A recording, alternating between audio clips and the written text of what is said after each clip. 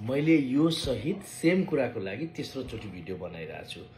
मैले पहिला पनि भनेको थिएँ बच्चाहरूको जुन सानो सानो बच्चाहरू हुन्छ नि हैन स्कुल जाने उनीहरूको यस्तो खाली कार्ड चाहिँ दिनु हुँदैन के डोरी झुन्डाउने खाली है। मैले पहिला पनि भनेको थिएँ पहिला एउटा घटना चाहिँ के भएको थियो, घरमा यस्तै कार्ड लगाएको बच्चा बेडबाट तल हात फाल्दाखेरि दराजमा अड्किएर झुन्डेर उसको डेथ नै भयो है।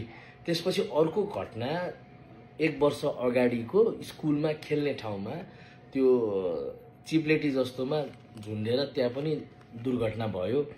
बच्चा केही समय त कोमामै थियो, अब अहिले कस्तो छ एक्ज्याक्टली थाहा छैन, तर त्यतिखेर त क्रिटिकल कन्डिसन नै थियो। अहिले भर्खर म आउँदाखेरि पनि के भयो भन्दाखेरि एउटा स्कुलको अगाडि एउटा बुवाले ट्याङ्कीबाट बच्चा बसिरहेको थियो अगाडि हैन बाइकको ट्याङ्कीमा पेट्रोल ट्याङ्कमा, अनि तल राख्नुभयो।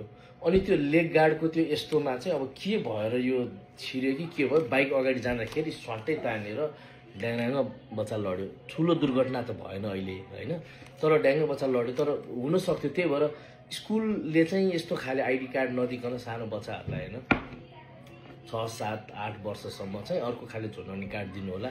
यो रिस्क छ है यस्तो डोरीवाला आइडी कार्ड चाहिँ।